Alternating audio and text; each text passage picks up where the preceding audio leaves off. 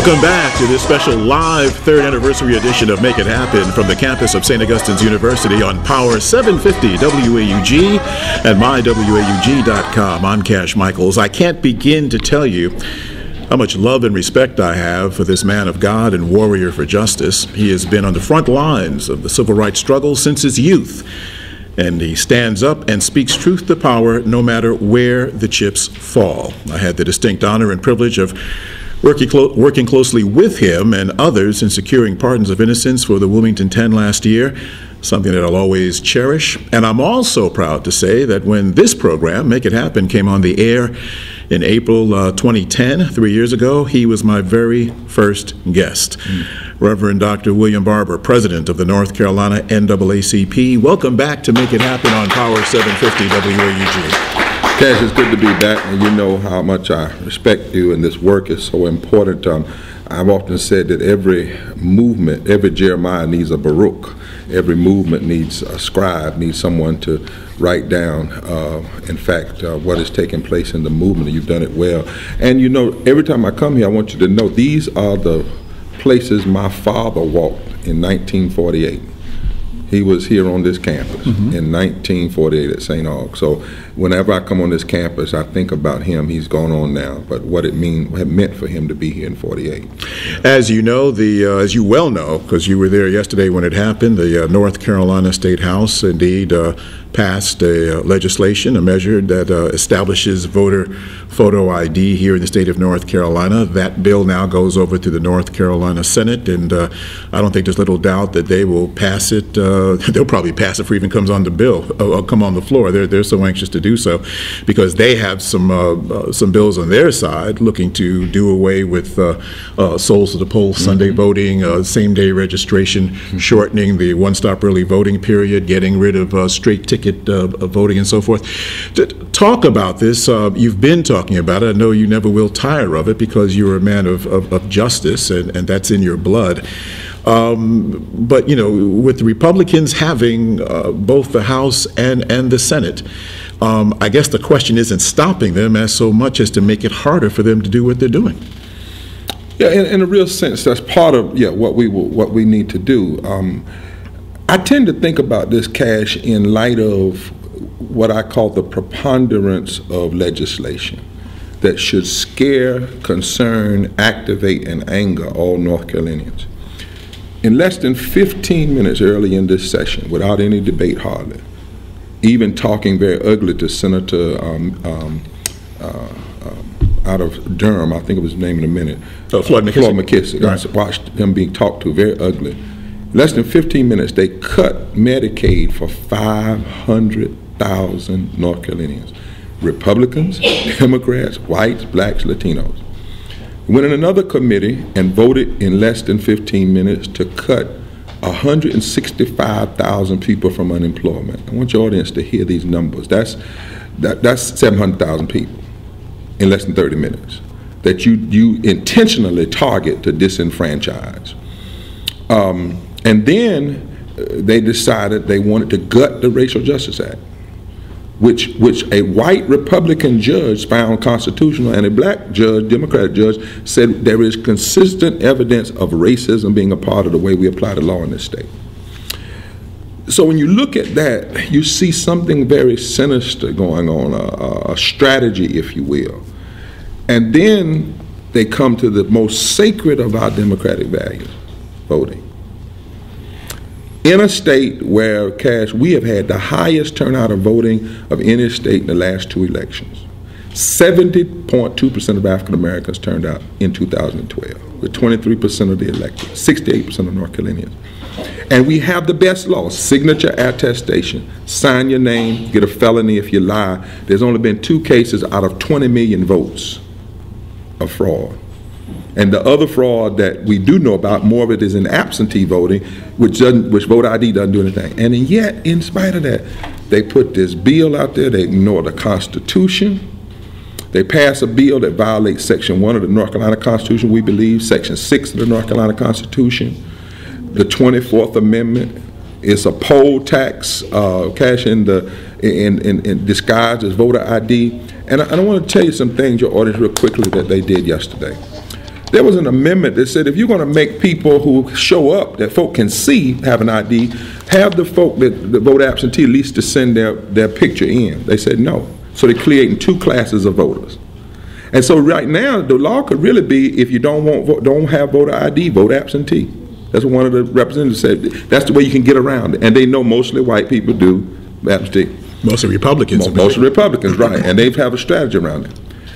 Then Alma Adams said, wait a minute, you're not even going to allow private school students to use their ID that say St. Aug or Shaw would give them, but you're going to use public school. And we got 36 private schools, black and white, in this state, and many of the representatives go to those schools, 89,000 students. They voted against their own alma maters. They said, that this was the excuse, we have to draw the line somewhere.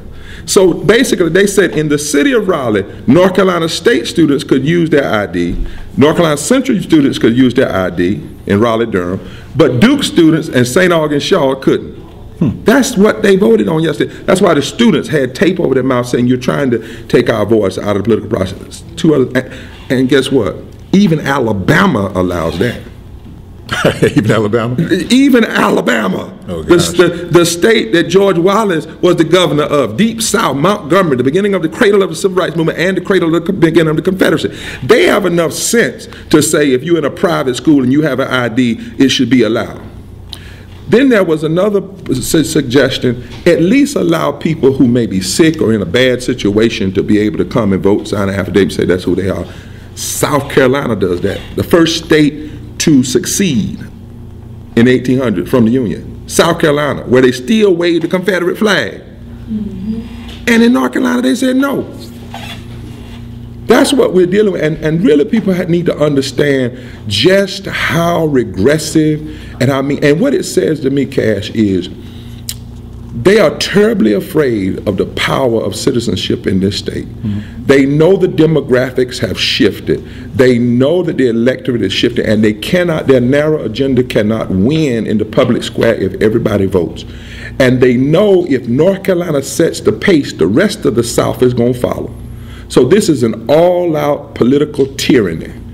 That's what I believe that this is the arrogance of power at its worst. This legislative leadership, Tillis and Berger, I think the last few years have passed at least 7 laws that were unconstitutional, that the courts turned over. They have no when they want to do something, they have an ideological position. We're going to do it. We don't care how many people it hurts. We don't care what the Constitution says about the good of the whole. We're just going to pass it, and so we're going to have to fight them in the courts, and we're going to have to fight them in the street. Yeah, I was about to say, you're about to make sure that these laws that they're passing get turned over as well. Where is this General Assembly, Reverend Barber, as it relates to economic policy? Because we just had a debate about tax reform, this, that, so forth, and so on. But they are doing things that ultimately will hurt poor people, are they not? Poor people and poor working people, they have just totally disregarded the 1.6 million poor people in the state, 600,000 children. We've asked them to focus on economic justice and creating jobs, infrastructure, using the green economy, making sure that the wealthy pay their fair share. In North Carolina, if the top 20% paid this fair share is the same as the bottom 20 working percent, we would have a surplus in our debts. I heard that tax discussion earlier. Now, mind you, Democrats didn't deal with that either, but at least they didn't do what this crowd has done. Recently, they raised taxes on working poor people to earn income tax on 900,000 people to give 23 millionaires a tax break. That's the kind of regressive policy. They've cut every dime. The budget that Art Pope has put together cuts every dime of community economic development programs, every dime of it. And so what we're seeing is a legislature that is engaging in trying to reinvent trickle-down economics. And that's already been proven not to work. Right now, they are planning on cutting corporate tax and cutting personal income tax and saying we're going to fund the economy, fund the budget through sales tax. That's regressive. It hurts the poor and working people the most. Their argument is kind of like social Darwinism. Let the rich pay less and they'll create more jobs and let everybody else suffer. The reality is that has been proven not to work. And when you have somebody come on this show and say we ought to be like Tennessee, I mean, like, really? Really? Here we have the Research Triangle part North Carolina has. You know, you have to think about what does taxes do. Taxes are roads are taxes, hospital taxes, community college taxes, university system taxes, airport taxes, money to go to college taxes, police taxes, army. So when somebody says they want to cut taxes, it's a dangerous kind of regulation. Now, we have to understand something. I want to say something that might make your audience a little upset, or some of them, but I need to say it because I'm going to use some language. You will not understand this strategy that's going on in the General Assembly and what this crowd, Tea Party Republicans, are doing unless you go back to Lee Atwater before he died. Mm-hmm. And he outlined, who was Lee Atwater was the campaign manager for George Bush 1. But he was also a child of the Southern strategy that was put in place by Ken Phillips after the death of Dr. King in order to elect Nixon in '68. And Ken Phillips said, we have to find out a way to cause white people to vote against their own best interests. So we feed this kind of red meat, you know, that health care is going to them. We racialize entitlements. We make everything race, but we don't use the word race. We talk in abstract. Well, Lee Atwater, you know, got tongue cancer and died. Mm-hmm. And when he was sick, he got honest. Mm. And he was talking to a professor, and the professor said, tell me about this Southern strategy. He said, well, here it is. He said, we learned it in 1954 in the South, if you want to get elected, you just say nigger, nigger, nigger. But by 1964, you can't do that. By 1968, you can't get away with that. So you have to learn how to talk in the abstract. So what you do is you talk about things like lowering taxes, and you make tax a race issue by suggesting the government is helping those unworthy black people or unworthy Latinos who don't deserve it.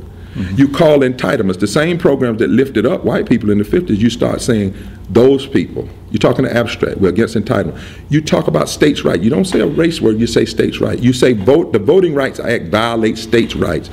You talk, he said, and eventually you talk about taxes, and you talk about everything in the abstract to the point that you're not saying race. So you can deny that you're being racist, but you know that everything you're going after is going to have a double whammy impact on black people. So this is not over. Getting back to the whole voter ID situation, this is not over. Earlier this week, you and members of the clergy of North Carolina came together, held a press conference, issued a statement pleading. Well, let me take that back, because you don't plead with anybody. You laid it out point blank. So you don't plead. I apologize publicly for even using that name, using that word in association with you, but definitely putting down the gauntlet, saying this is wrong for voter ID. We should not be doing this. The fact that you had spiritual leaders there made it very clear that what they were doing was against God's will, I guess, as you saw it. So now, what happens next? What will be the next shoe to drop as far as confronting the legislature and letting them know that the people of North Carolina simply don't like the way they're governing?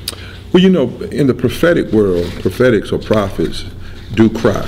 And I am sad for the state. I'm sad for those 500,000 people that are not going to be able to go to the doctor. Those 165,000 people that are going to lose their unemployment, on July 1st. The students, I sat in that building yesterday. You know, the legislative building was built in 1963, the same year I was born. It was finished in February 1963, the same month that George Wallace said, segregation today, tomorrow, and forever. The same month I was born, the same year I was born, and the same year that Dr. King had I Have a Dream. And to watch students today have to sit up there and fight for their voting rights is sad, it's ridiculous, it's uncivil, unnecessary, and unconstitutional. But your tears, your sadness turns to strength. And what the clergy are saying is three things. Number one, we're going to fight in the courts because we do believe these things are unconstitutional. And even the Bible says, woe unto those who make unjust law that negatively affect the poor. But number two, there's a place of conscience here. It's not about Democrat and Republican. It's just people of conscience, the goodwill, people of goodwill. So if they're going to do this, then we've decided that if McCrory and Tillis and Berger and the rest of the team wants to be the George Wallaces of the 21st century and stand in the door of progress and engage in 21st century interposition and nullification, as Dr. King would say, then we're going to make them wear the label. We're going to do it in love, but we're going to do it very strongly. We're going to be nonviolent and peaceful, but we're going to engage in some acts of civil disobedience to make sure that nobody anywhere does not know what they have done. in this state, in this country, in this world, because this is bigger than North Carolina. North Carolina is a national stage. And then we're going to do it so that people in this state will know, and then people are going to have to make a decision. If you know this is what they're doing, then are you going to do what you need to do in terms of registering people to vote and in terms of turnout? We cannot have another election where even 30% of the folks stay home. And I'm saying that to us, African people say we voted 70%. I'm telling you, if you look at the kind of public, we don't even have time. I got 5 pages of bad bills. I don't even have time to give you everything that they're doing. 5 pages. We've sent them out all over the internet. If this does not motivate you to vote, we can't have another 70%. We need 99%. We need everybody, black, white. We need African Americans, whites, LGBT, labor, faith, everybody that wants to go forward. Now, we may not go forward that fast. We may have to take some steps, but this crowd is going backwards. And I'm telling you, you won't know North Carolina in 5 or 10 years. 5 or 10 weeks. Well, weeks, but I mean, when the full effect of all of this, all of the defunding and all of this, I mean, when you see it, when classrooms are full, when college students, you know, have lost money, when jobs have been evaporated, when voting rights are denied, I mean, it's just wrong. I was in Florida. I had to preach in Florida, and the last thing I'll say, to the 7 states of the region of North Carolina, the region 5, it's called the bedrock, the heartbeat of the civil rights movement. Mississippi, Alabama, Florida, South Carolina, Tennessee, Georgia, and North Carolina. And I had to preach to that crowd. These are the seasoned civil rights. A mother a lady who's old, who's always been a good Christian lady, hugged me and prayed, boy, I'm praying for you, asked me one question. She's Mississippi. What the hell is going on in North Carolina?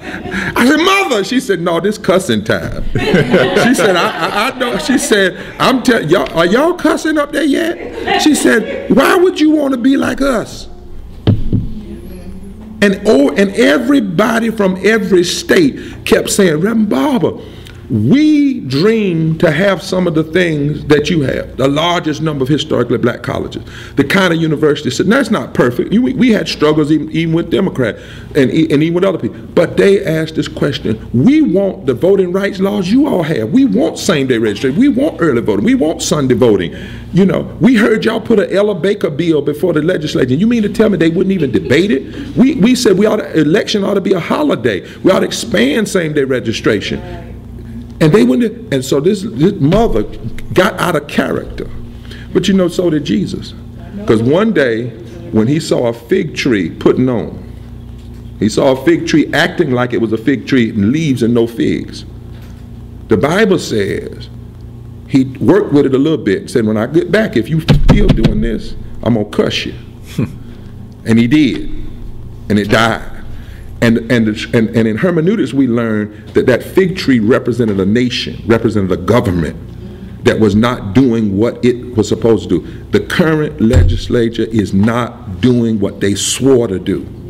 They swore to protect rights. They swore to use their power only for the good of the whole. They swore to uphold the Constitution, and they are doing everything but that, from the governor's mansion to the legislature, and we must challenge it legally, we must challenge it spiritually, we must call this state to prayer and to protest, and we must challenge it politically by registering and engaging everybody to vote, and we must vote. I think that deserves applause. What do you all think?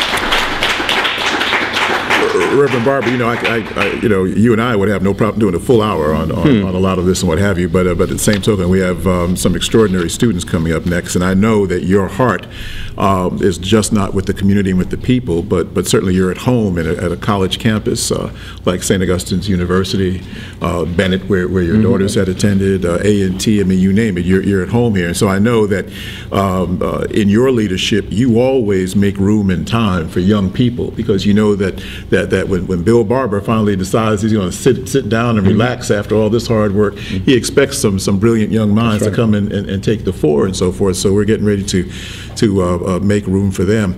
But in closing, I would just like to say to you personally that no doubt that God has blessed you Thank you. He is with you.